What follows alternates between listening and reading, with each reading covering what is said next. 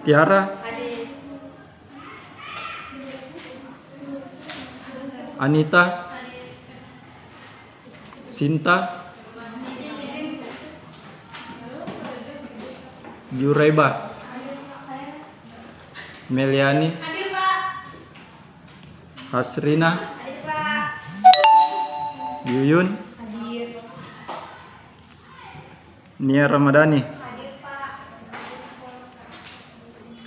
Indah, Nur Hafifah, Nurdiana enggak ada. Kartika, Musfira, Nasra, mana Nasra? Jeniska, Ardila, Gafar, nada. Nggak izin dia. Nabila,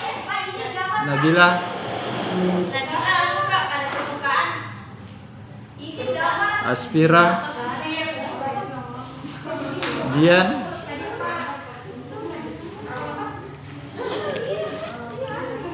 baik. Kita mulai. Bismillahirrahmanirrahim. Assalamualaikum warahmatullahi wabarakatuh.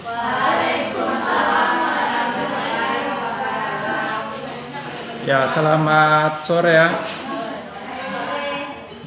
Jadi alhamdulillah kemarin kita sebagai bangsa Indonesia, generasi muda bangsa Indonesia patut bersyukur ya kepada Tuhan Yang Maha Esa, termasuk juga patut bersyukur atas segala perjuangan para tokoh pejuang bangsa Indonesia di masa lalu ya.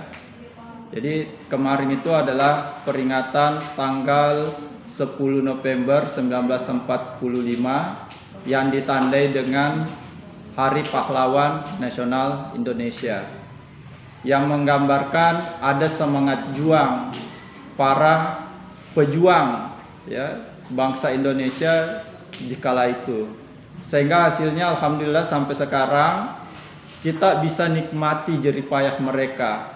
Mereka itu rela mengorbankan jiwa dan raganya demi kita rasakan hidup damai, tentram di negeri kita sendiri. Padahal kan kalau kita berbicara tragedi 10 November 1945, itu momennya adalah setelah Indonesia memproklamirkan kemerdekaannya. Ya kan? Indonesia memproklamirkan kemerdekaannya itu pada tanggal berapa? Hari kemerdekaan Indonesia tanggal berapa? 17 Agustus 1945. Sementara tragedi peringatan 10 November 1945 itu terjadi 3 bulan setelah Indonesia memproklamirkan kemerdekaannya. Jadi dengan memaknai peristiwa heroik yang terjadi pada tanggal 10 November 1945 itu, di mana kala itu penjajah masih berusaha ingin menguasai Indonesia, padahal kan Indonesia sudah menyatakan kemerdekaannya. Nah, salah satu negara yang berusaha kembali meraih kemerdekaan Indonesia, ingin kembali merebut kemerdekaan Indonesia adalah Belanda. Ya, Belanda. Nah, Belanda ini ingin kembali menjajah Indonesia, di mana Jepang kala itu sudah menyatakan bahwa dirinya telah kalah dari Indonesia. Nah, tanggal 10 November 1945 itu puncaknya terjadi di mana? Di kota apa? Surabaya. Nah, di Surabaya ini itu terjadi peristiwa heroik yang sangat luar biasa, di mana Belanda kala itu dengan mengandalkan kekuatan sekutunya. Siapa sekutunya? Jepang sudah kalah. Siapa sekutu Belanda kala itu? Siapa?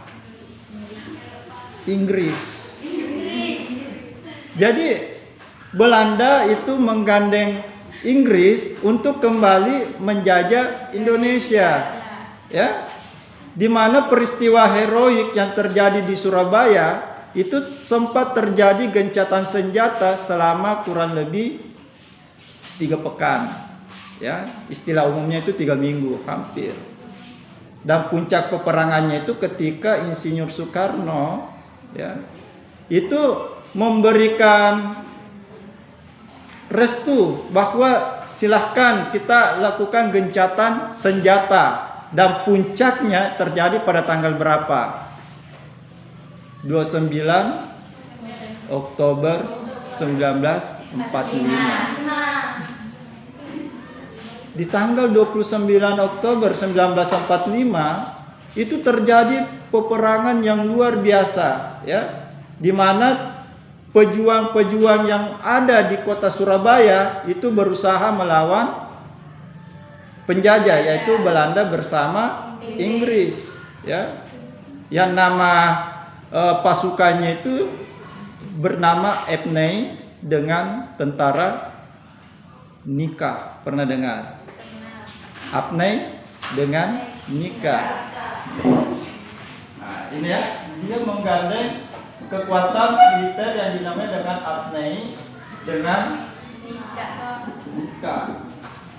Bukan nikah, nikah, ya. Tahu? Pernah dengar ini Epney? Pernah? Pernah dengar? Enggak.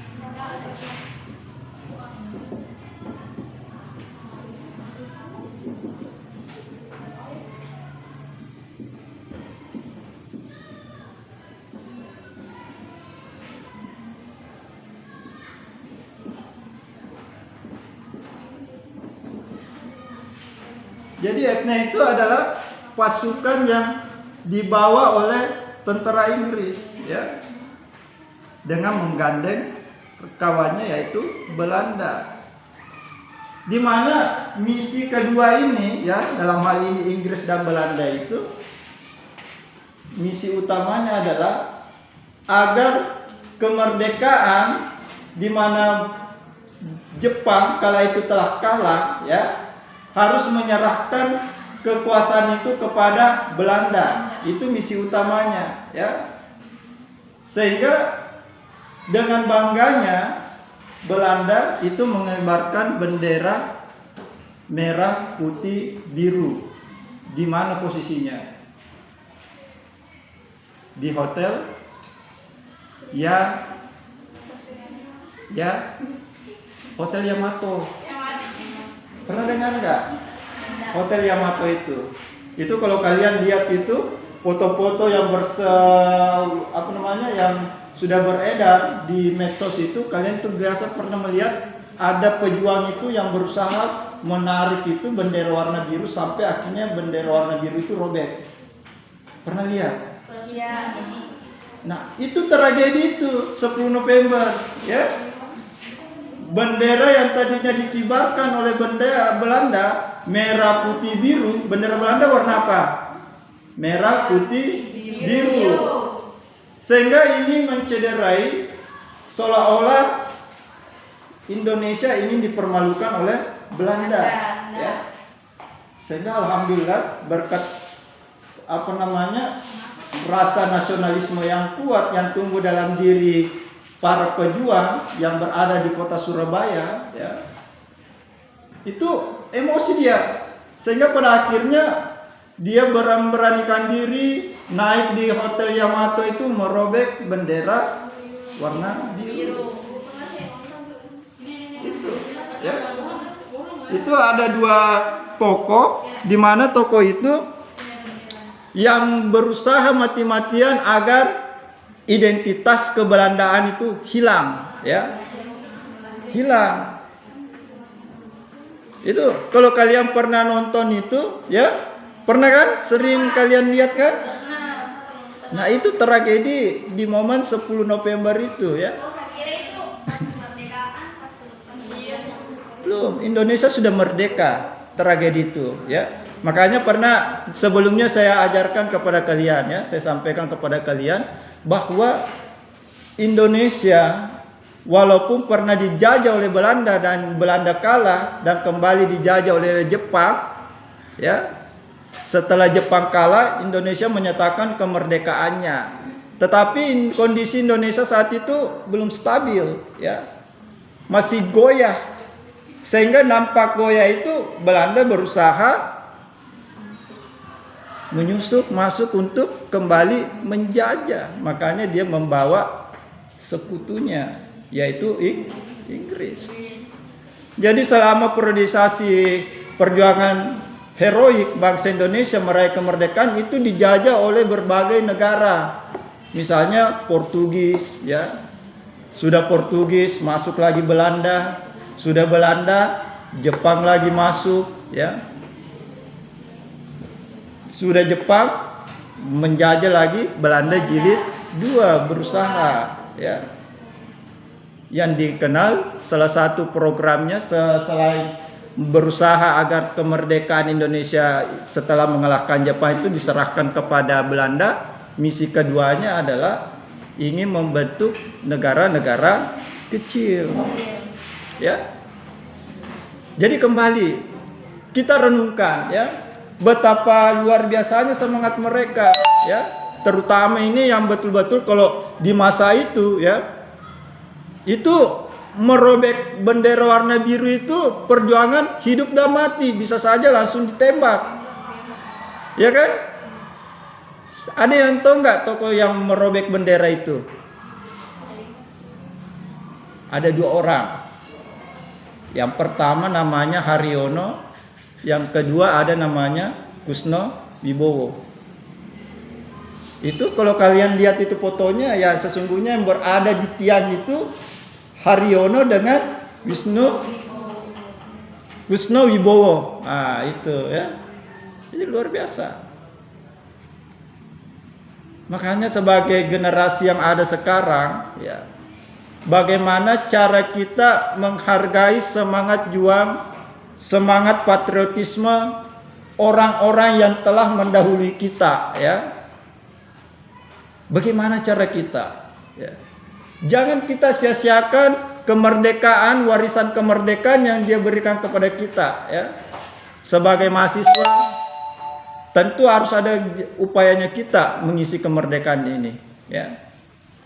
Jadi minimal kita menanamkan rasa cinta, ya.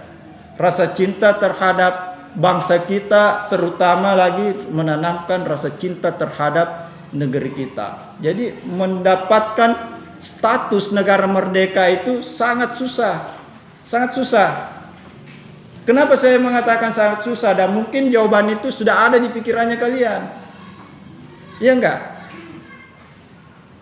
Dulu ketika Indonesia misalnya, bangsa Indonesia itu ingin dengan pedenya membawa bendera merah putih itu kemana-mana, ya, itu was-wasnya luar biasa. Intaiannya itu antara hidup dan mati, ya. Makanya alhamdulillah kita ini sebagai generasi belakangan hampir setiap Senin, kalau di sekolah itu Seninnya kita memperingati upacara pengibaran bendera merah putih. Itu setiap hari Seninnya itu kita peringatan pengibaran bendera merah putih. Nah, ini juga yang berkaitan dengan pengibaran bendera merah putih, saking sakralnya, ya. Kita harus hormat. Kalau kita berpikiran berpikiran masa bodoh, buat apa kita hormat dengan bendera warna putih? Dia hanya sekedar kain saja, ya. Hanya sekedar kain saja, buat apa kita menghormati jika kita berpikiran masa bodoh terhadap nilai-nilai juang yang melatar belakangi peristiwa heroik sehingga bendera merah putih itu kita kibarkan, ya, kita gelorakan. Ada nilai-nilai yang terbesit di dalamnya, ya. Salah satu nilai-nilai terbesit itu karena diantarai oleh sejarah pejuang bangsa Indonesia kala itu meraih kemerdekaan dan termasuk juga mempermalukan Belanda yang berusaha menguasai Indonesia untuk kedua kalinya, ya. Dia berusaha untuk itu, ya. Nah, Kalau kita flashback lagi ke belakang, ya, di tanggal 10 November itu, ya, dengan adanya pasukan Epnei dan tentara Nika, tahu Nika? Netherlands Indie Civil Administration, ya.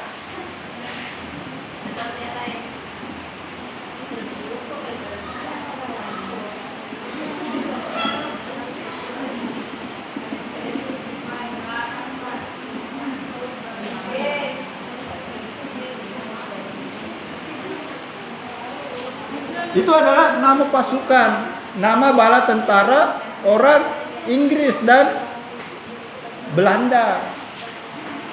Coba kalau kita berpikiran perbandingan kekuatan, ya. Kala itu Epnei bersama Nika, berapa pasukan yang dia bawa? Ada 15.000 pasukan dia bawa, ya, 15.000. Sementara rasio pejuang kita itu tidak seimbang, ya. Bahkan menurut sejarah, ya, pejuang-pejuang kita itu banyak yang meninggal akibat dari peperangan yang berlangsung selama kurang lebih 3 pekan itu. Berapa yang meninggal para pejuang kita? Ada sekian 6.000-an para pejuang Indonesia yang meninggal, ya. Nah, di mana kala ini, ya, itu ada salah satu jenderal yang berasal dari Inggris yang hadir ketika peristiwa 10 November. Salah satunya adalah Jenderal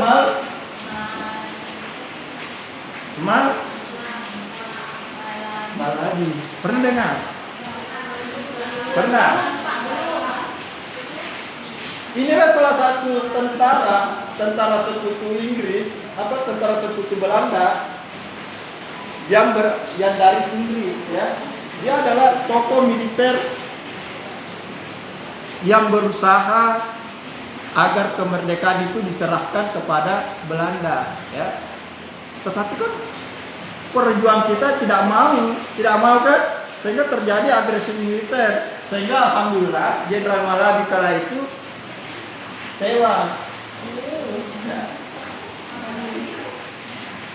Dengan tewasnya Jenderal Maladi, apakah Inggris dengan Belanda menyerah begitu saja? Tidak. Dia menyerah atau tidak?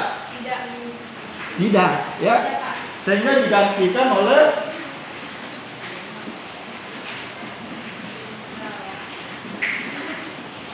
Jenderal Robert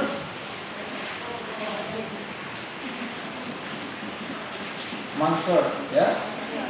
Dia digantikan oleh ini sebagai pengganti dari Jenderal Maladi dengan misi yang sama. Misinya yang sama adalah agar kemerdekaan setelah kekalahan Jepang itu diserahkan kepada Belanda. Itu misinya sama. Tapi pertanyaannya kemudian, apakah Jenderal Robert Mansur ini berhasil? Tidak. Berhasil nggak? Tidak. Bahkan dia berusaha ini mempermalukan rakyat dan pejuang bangsa Indonesia. Dia berusaha ingin mempermalukan. Apa yang dia berikan kepada Indonesia? Dia memberikan semacam ultimatum dengan penyampaian bahwa segala senjata yang telah direbut oleh Indonesia, di mana senjata itu berasal dari senjata para penjajah dari Jepang, itu diserahkan kepada Belanda. Dia meminta agar senjata itu kembali diserahkan kepada Belanda. Kira-kira kalau hanya penyampaian begitu, pejuang kita mau nggak? Mau apa tidak? Belum tentu kita mau, ya kan? Karena sesungguhnya senjata itu adalah modal besar, ya. Bahkan ketika kita merenungkan peristiwa heroik, ya, yang terjadi di 10 November itu ada 3 tokoh, ya, tokoh yang sangat berpengaruh di kalangan bangsa Indonesia kala itu. Ada yang tahu 3 tokoh itu? Yang pertama, ya.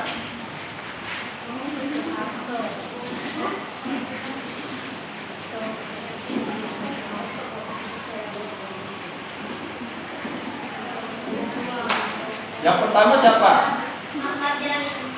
Sutomo.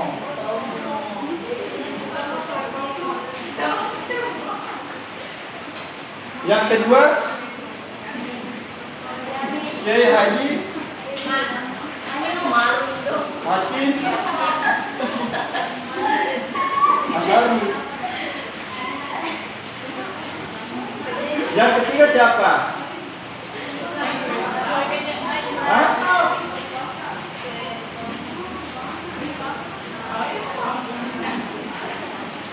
Jadi ketiga tokoh ini itu yang memiliki peran andil yang luar biasa, yang menggerakkan massa yang berasal dari Semarang, ya. Nah, di antara ketiga tokoh ini, mereka adalah tokoh-tokoh pemuka agama kala itu, ya.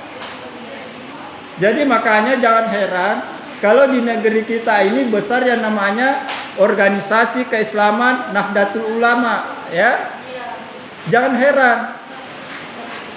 Dan jangan heran pemuda-pemuda Ansor itu, di Nahdlatul Ulama itu kan ada gerakan pemuda Ansor kan, JP Ansor.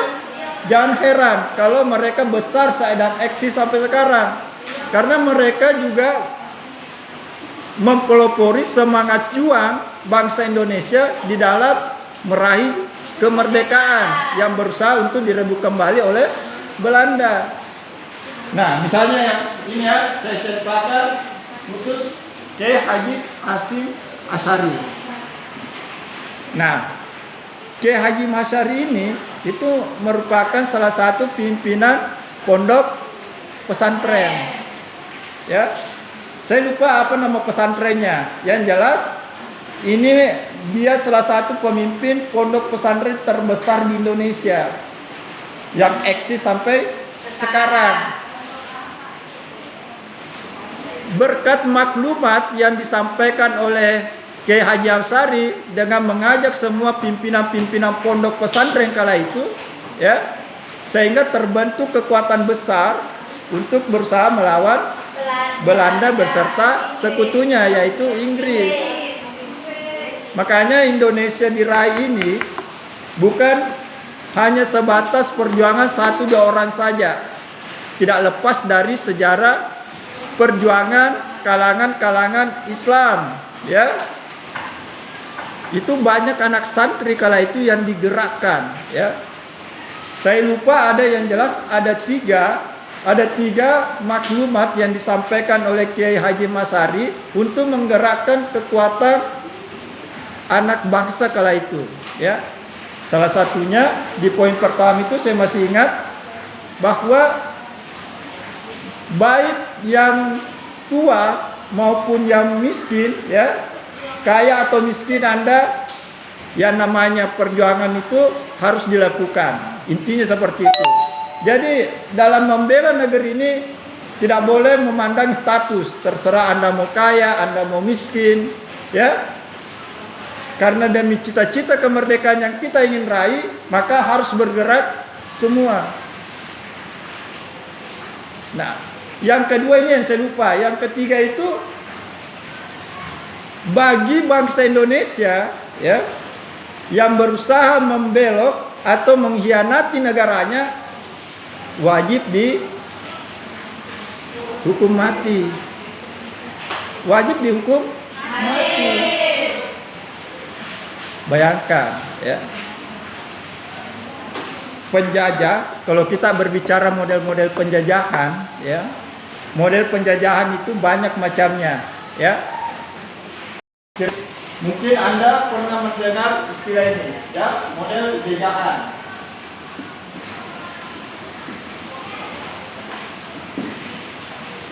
Yang pertama, model jajahan itu ada bentuknya dilakukan secara invasi.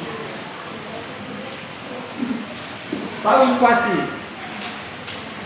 Hah? Invasi itu nama lain dari penjajahan juga.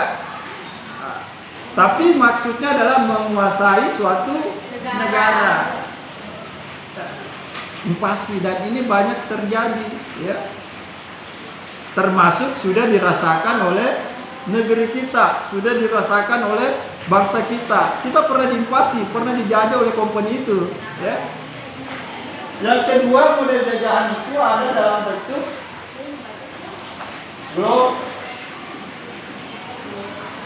blokade. Tahu blokade? Blokade itu apa? Kalau saya bilang blok, ditutup. Nama lainnya ditutup apa? Nah, contoh ya, Anda berada di Sulawesi Tengah, Anda berada di tengah-tengah, ya kan? Belanda menyerang kita dari barat, Jepang dari apa ini? Timur, barat, timur ya.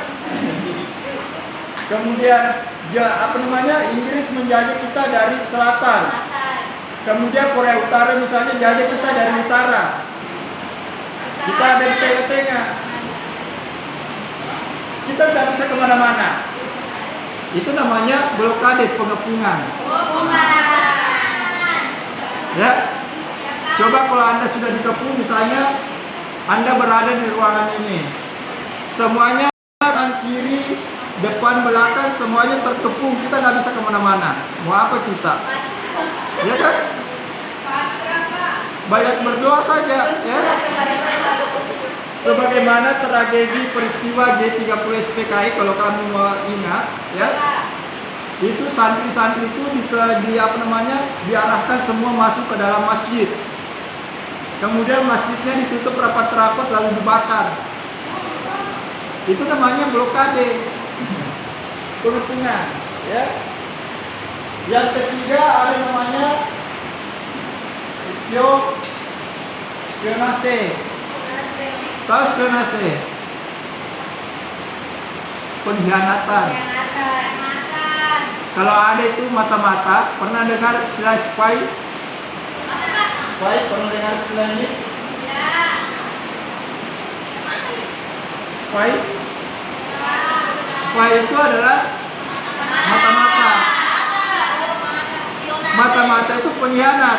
Nah, yang tadi saya katakan, salah satu maklumat dari Kiai Haji Masari adalah ketika ada bangsa Indonesia yang melakukan pengkhianat, maka halal baginya untuk kita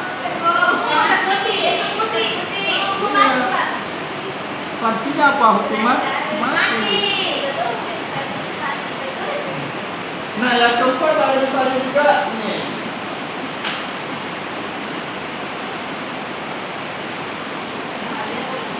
Bombardir. Nah, bombardir itu yang mirip-mirip kejadian Hiroshima dan Nagasaki. Yang tiba-tiba.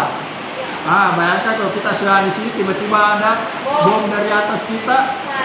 Itu namanya bombardir. Jadi luar biasa ya kalau kita artinya sebagai bangsa Indonesia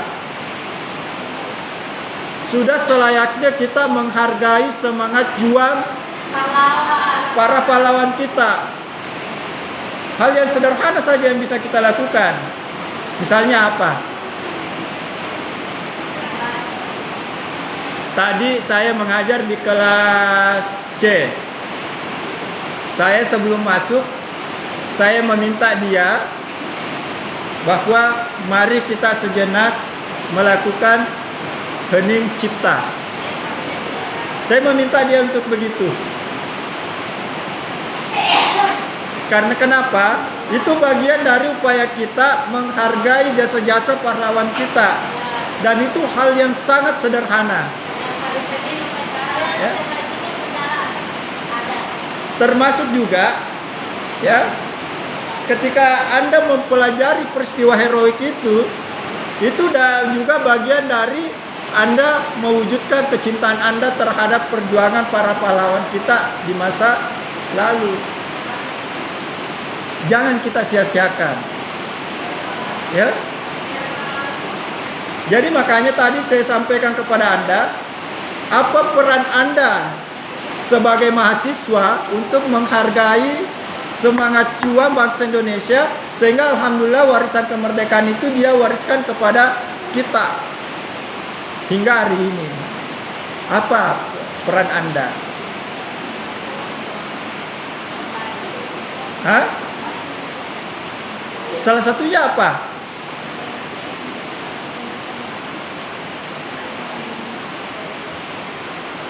Hal yang sederhana, Anda cukup belajar sungguh-sungguh. Anda belajar sungguh-sungguh dan berusaha meraih prestasi yang gemilang, ya kan? Coba kita lihat ya, negara-negara maju. Kalau kita pikir negara maju itu, ya, yang menguatkan mereka adalah karena SDM-nya yang kuat. Dan SDM itu bisa terbangun dalam diri kita. SDM yang unggul itu bisa terbangun dalam diri kita. Jadi dengan adanya potensi Anda untuk meraih prestasi, ya, itu bagian dari upaya Anda untuk menghargai semangat juang para pahlawan kita, ya. Kalau tidak ada itu, apalagi kontribusi kita terhadap negara. Biasa ada orang beranggapan begini, ya. Dan saya setuju dengan anggapannya tersebut. Apa yang dia katakan? Coba dengar ya, apa yang dia katakan. Jangan menanti apa yang negara berikan kepada Anda, ya. Tetapi Anda harus pikirkan apa yang akan kamu berikan kepada negara. Jangan terbalik. Kalau terbalik, ini yang kurang bagus, ya.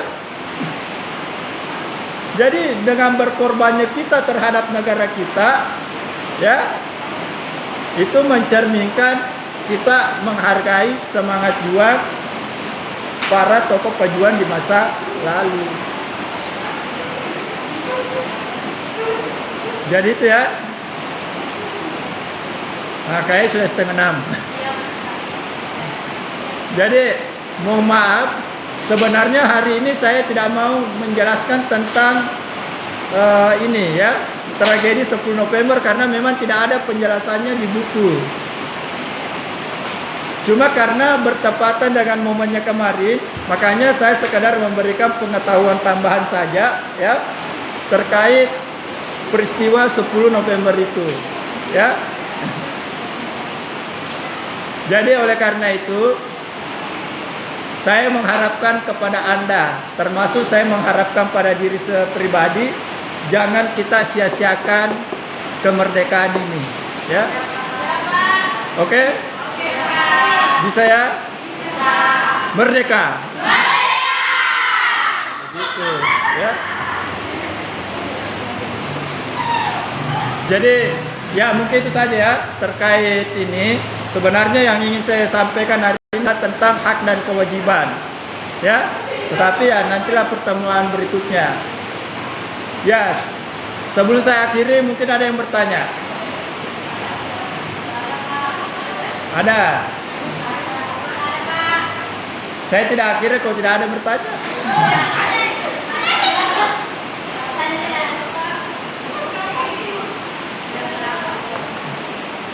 Ada enggak? Saya sorot ya.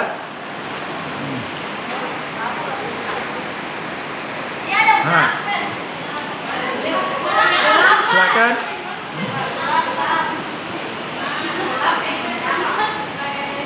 Bagaimana? Ada yang bertanya? Silakan.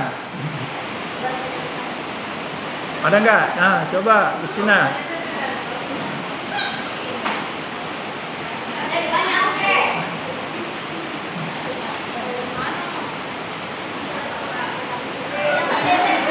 Gimana? Kak? Tidak ada? Oke, kalau tidak ada, apa tugasnya Bagus?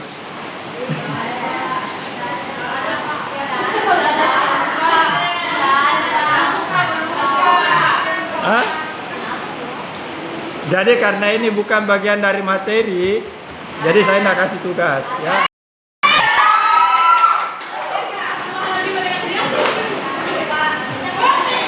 Silakan.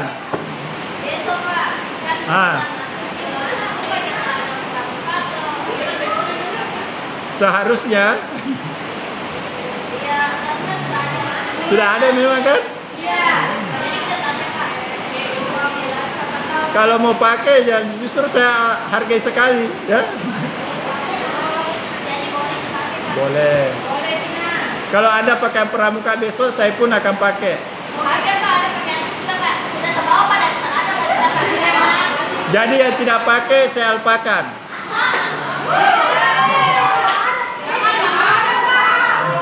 Saya alpakan, ya.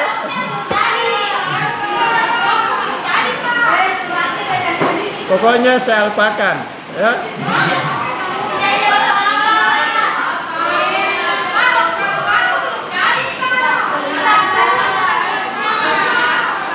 Jadi karena sudah ada maklumatnya dari Ketua Prodi, surat tertulis, alpakan, ya.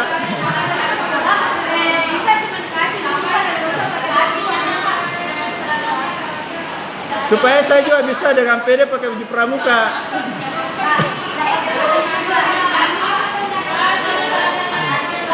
Yang tidak pakai baju pramuka statusnya hanya izin, hadir setengah, ya.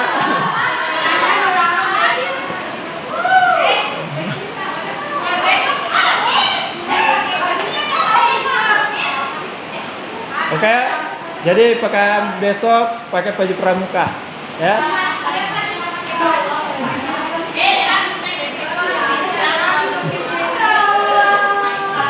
Saya pun akan pakai baju pramuka, ya. Jadi yang tidak pakai baju pramuka, ya palingan pakai kacu tapi hadir setengah, ya. Tidak pakai kacu ya.